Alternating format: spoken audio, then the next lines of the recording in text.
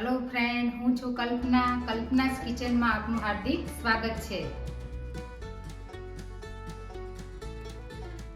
Friends, સબ્જી તો તમે ઘણી બધી ખાધી હશે ફ્રેન્ડ્સ, અને મેથીની તો તમે ઘણી બધી વાનગી ખાધી હશે, જેવી કે થેપલા છે, ભજીયા છે, પકોડા છે। પણ એક વખત આ મેથીની સબ્જી તમે ટ્રાય કરશો તો ઘરના બધાને બહુ જ ભાવશે ફ્રેન્ડ્સ, અને એકદમ ધાબા સ્ટાઇલ આ સબ્જી બને છે ને એકદમ ટેસ્ટી બને છે, અને એક વખત બનાવશો તો રોટલી પણ ઓછી પડશે ફ્રેન્ડ, અને બાળકો તો ચટ કરી જશે। તો ચોક્કસથી ફ્રેન્ડ ટ્રાય કરજો। તો ચાલો રેસીપી શરૂ કરીએ। હેલો ફ્રેન્ડ્સ, મેથીની ટેસ્ટી એવી આપણે સબ્જી બનાવવા માટે મેં એક પણી અહીંયા મેથી લઈ લીધી છે, અને વજનની અંદર જોઈએ તો પણા સહિત 250 ગ્રામ છે। તો સૌથી પહેલાં આપણે એને વોશ કરી લેવાનું। આપણે જે સબ્જી બનાવવાના છે તો એ મેથીની મેં ધોઈ નાખી છે અને સમારી પણ લીધી છે, તમે જોઈ શકો છો આ રીતના ઝીણી આપણે એને સમારી લેવાની છે। તો આગળની પ્રોસેસ કરતાં પહેલાં આપણે સબ્જીમાં નાખવાની પેસ્ટ બનાવી દઈશું। બનાવવા માટે મેં અહીંયા જે દાળિયા આવે છે ચણાના એ લીધા છે। જો ચણાના દાળિયા ન હોય તમારી પાસે તો તમે જે ગાંઠિયા આવે છે એ પણ લઈ શકો છો। મેં અહીંયા 2 ચમચી લીધા છે, અને સાથે 2-3 કાજુ પણ લઈ લીધા છે। એનાથી જે પેસ્ટ બનાવશું તો સબ્જીનો ટેસ્ટ છે એ ખૂબ જ સરસ આવશે। તો આપણે એ મિક્સર જારમાં એડ કરી દઈશું। અહીંયા મેં 2 ચમચી છે એ શેકેલા સિંગ લીધા છે, એ એડ કરી દઈશું। આ બધું મેં શેકી લીધું। જો શેકેલું તમારી પાસે ના હોય તો થોડું રોસ્ટ કરી લેવું। અહીંયા તલ લીધા છે એ આપણે એડ કરી દઈશું। બધું થોડુંક પાણી એડ કરી અને પીસી લઈશું। આપણી જે પેસ્ટ છે એ પીસાઈને રેડી થઈ ગઈ છે। હવે આપણે એને એક સાઈડ મૂકી દઈશું, અને આપણે સબ્જી બનાવી ગેસ ઉપર મેં પેન ચડાવી દીધું છે, અને એની અંદર મેં 2 ટેબલ સ્પૂન તેલ એડ કર્યું છે। હવે આપણે સબ્જીનો વઘાર કરીશું। અહીં આપણે થોડુંક જીરું એડ કરીશું, થોડી હિંગ એડ કરીશું। અહીં મેં થોડા કડી પત્તા સમારીને લીધા છે એ એડ કરી, ઝીણી જે ડુંગળી સમારીને લઈ લીધી છે એ એડ કરીશું।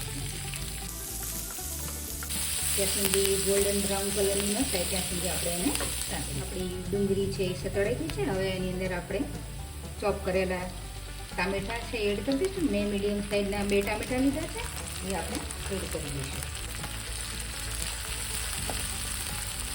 હવે આની અંદર આપણે મસાલા એડ કરીશું। સૌથી પહેલાં આપણે થોડી હલ્દી એડ કરીશું। અહીંયા મેં લસણની ચટણી લીધી છે એ એડ કરીશું। લસણની ચટણીથી આનો જે ટેસ્ટ છે એ બહુ સરસ આવે છે। ધાણા જીરું આપણે એડ કરીશું, મરચું એડ કરી દઈશું સબ્જી, અને બધું મિક્સ કરી દઈશું। અને ટામેટાની ગ્રેવી કરીને બી એડ કરી શકો છો। થોડાક ટામેટાને આપણે મેશ કરી દઈશું। આ સબ્જી એટલી બધી ટેસ્ટી લાગે છે કે બાળકો છે એ નહીં ખાતા હોય તો બી ખાશે, કારણ કે આપણને ખબર છે કે મેથીની ઘણી બધી વાનગી આપણે બનાવતા હોય છે, થેપલા બનાવતા હોય છે, ભજીયા બનાવતા હોય છે, પણ જ્યારે સબ્જીનું નામ પડે ત્યારે બાળકો દૂર ભાગતા હોય છે। પણ આની સબ્જી એટલી બધી ટેસ્ટી બનશે કે બાળકો વાટકા ભરીને ખાશે, એ મારી ગેરંટી। તો એકવાર ફ્રેન્ડ્સ જરૂર ટ્રાય કરજો। અને જો મારી ચેનલમાં ફ્રેન્ડ્સ હજી નવા હો અને હજી સુધી સબસ્ક્રાઈબ ન કરી હોય ફ્રેન્ડ્સ તો સબસ્ક્રાઈબ જરૂર। આપણે સિંગ ને તલ અને દાળિયા અને કાજુની જે પેસ્ટ કરી હતી એ આની અંદર એડ કરી દઈશું, અને બધું મિક્સ કરી દઈશું। ટેસ્ટને અકોર્ડિંગ આપણે થોડું અંદર મીઠું એડ કરી દઈશું। આની અંદર આપણે થોડુંક પાણી નાખી અને મિક્સ કરી દઈશું। જે દાળિયાવાળું તલવાળું પાણી હતું એ આપણે મિક્સ કરી દીધું છે, અને હવે આને આપણે ચડાવીશું। આ જે ગ્રેવી બનાવી છે એનો ટેસ્ટ છે એ સબ્જીની અંદર બહુ સરસ આવે છે ફ્રેન્ડ્સ, અને તમે પંજાબી સબ્જી ખાતા હોય એવો જ ટેસ્ટ આવશે, એટલે બાળકોને બહુ જ ભાવશે। આપણી જે ગ્રેવી છે ચડે છે ત્યાં સુધી આપણે કડાઈની અંદર જે ભાજી છે એને સાંતળી લઈએ। કડાઈની અંદર 1 ટેબલ સ્પૂન તેલ એડ કરી દીધું છે। તો સૌથી પહેલાં આપણે આદુ, લસણ અને મરચાંની પેસ્ટ છે એ થોડીક એડ કરી દઈશું, એડ કરી દઈશું। ભાજી છે એ આપણે એડ કરી દઈશું અને મિક્સ કરી દઈશું। ફ્રેન્ડ્સ, મેથીની અંદર સારામાં સારું આયર્ન હોય છે, જે આપણે બોડી માટે ઉપયોગી હોય છે, અને મેથી છે એ ખાવી જોઈએ, જે ડાયાબિટીસ માટે તો વરદાન સમાન છે, અને જેને કોલેસ્ટ્રોલ હોય એના માટે બી ઉપયોગી છે, અને મેટાબોલિઝમને પણ એક્ટિવ કરે છે, અને વજન ઘટાડવામાં પણ મેથી છે એકદમ ઉપયોગી છે. અને મેથીના ઘણા બધા ફાયદા છે.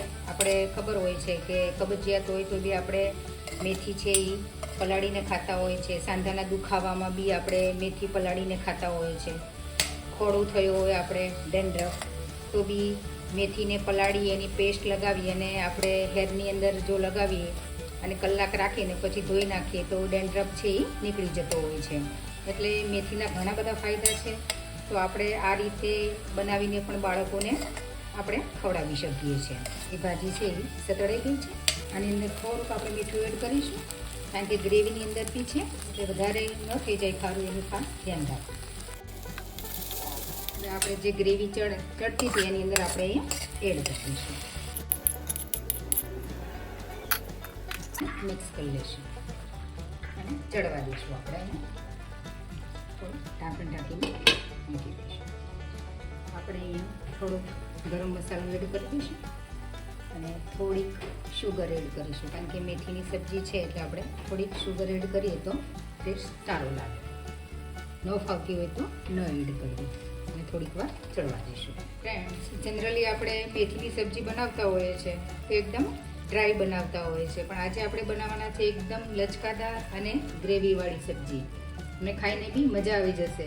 આ એકવાર બનાવશો તો રોટલી પણ ઓછી પડશે. ફ્રેન્ડ્સ, આપણી ટેસ્ટી એવી મેથીની સબ્જી બનીને રેડી થઈ ગઈ છે. તમે જોઈ શકો છો તેલ બધું છૂટી ગયું છે. હવે આપણે એને સર્વ કરી લેવાનું છે. ગેસની ફ્લેમ આપણે બંધ. હવે એક બાઉલની અંદર આપણે સર્વ કરી લઈશું. આપણી ટેસ્ટી એવી સબ્જી બનીને રેડી થઈ ગઈ છે.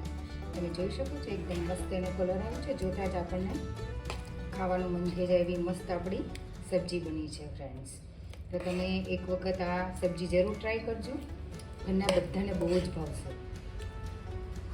હવે થોડીક આપણે ધાણાભાજી છે એ સ્પ્રિંકલ કરી દઈશું. ફ્રેન્ડ્સ, આપણી સુપર ટેસ્ટી અને મજેદાર અને ઔષધીય ગુણોથી ભરપૂર એવી મેથીની આ સબ્જી બનીને તૈયાર થઈ ગઈ છે. ફ્રેન્ડ્સ, અને અત્યારે તો મેથીની સિઝન છે. ફ્રેન્ડ્સ, અને શિયાળાની અંદર તો મેથી ખૂબ જ હેલ્ધી છે. તો આવી સિઝનની અંદર તમે પણ આવી હેલ્ધી સબ્જી બનાવીને તમારા ફેમિલી સાથે ફ્રેન્ડ્સ તમે બી એન્જોય કરો અને અમને યાદ કરો કે આ સબ્જી કેવી બની અને મને કોમેન્ટ સેક્શનમાં જરૂરથી જણાવજો. ફ્રેન્ડ્સ, કે આ સબ્જી તમને કેવી લાગી. ફ્રેન્ડ્સ, તો મળીએ આવા જ નેક્સ્ટ વિડીયો સાથે. તો બધા જ ફ્રેન્ડને જય શ્રી કૃષ્ણ. આવજો.